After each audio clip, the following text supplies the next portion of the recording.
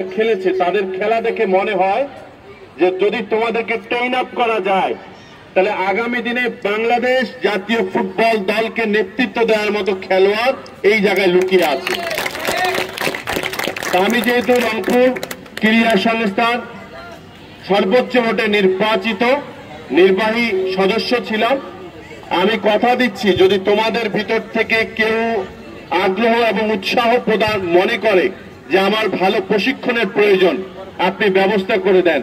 Undoubtedly this is true যে তোমার খেলার ব্যবস্থা উইদাউট এনি কস্ট তোমাকে আমরা রংপুর স্টেডিয়ামে আমাদের প্রশিক্ষক শামীম খান মিসকিন তার একাডেমিতে ভর্তি করিয়ে তোমার খেলার মান উন্নয়ন করবার জন্য যা যা ভূমিকা রাখবার দরকার সেটি আমি রাখবো।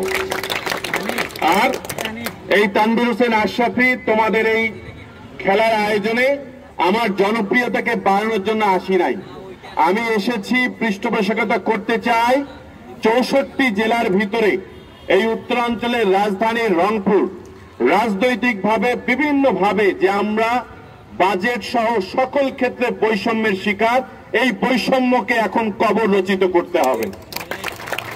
আমরা আমাদের রংপুরকে অনেক দূর এগিয়ে নিয়ে যেতে চাই, মেধা মনন সৃজনশীলতার মধ্য দিয়ে আমাদের প্রজন্মকে সামনের দিকে এগিয়ে নিয়ে যেতে হবে এবং সেই কাজে তোমাদের সম্পৃক্ততা চাই। আমি কথা বাড়াতে চাই না, রংপুরে আমরা বিভাগীয় স্টেডিয়াম চাই, রংপুরে হকি স্টেডিয়াম চাই, রংপুরে সুইমিং পুল হয়েছে, আরো ভালো মানের সুইমিং পুল আমরা চাই, রংপুরে ক্রিকেট একাডেমি চাই, বিকেএসপির কেন্দ্র এখানে চাই, আরো অনেক অনেক অনেক কিছু চাই যেটা আজকের এই আলোচনায় আমি শেষ করতে পারবো না, কিন্তু এরপরে আমরা যখন আলোচনা করব তোমাদের সর্বাত্মক সহযোগিতা প্রয়োজন। কি তোমরা থাকবে তো নাকি?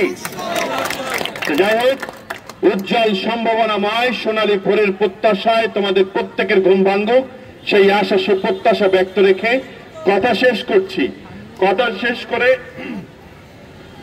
বিদায় নিচ্ছি, তবে হিমালয়ের মতো বুক চেঁচিয়ে কথা দিয়ে যাচ্ছি, তোমাদের চেয়ে তো ছোট্ট ছোট্ট বাচ্চারা যদি কখনো মনে করে তানভীর আশরাফি ভাই আপনাকে প্রয়োজন, আমি তানভীর হোসেন আশরাফি হিমালয়ের মতো বুক চেঁচিয়ে তোমার পাশে এসে তোমার আয়োজনকে সফল করবার জন্য যা যা প্রয়োজন আমার সামর্থ্য অনুযায়ী আমি সেটা করব।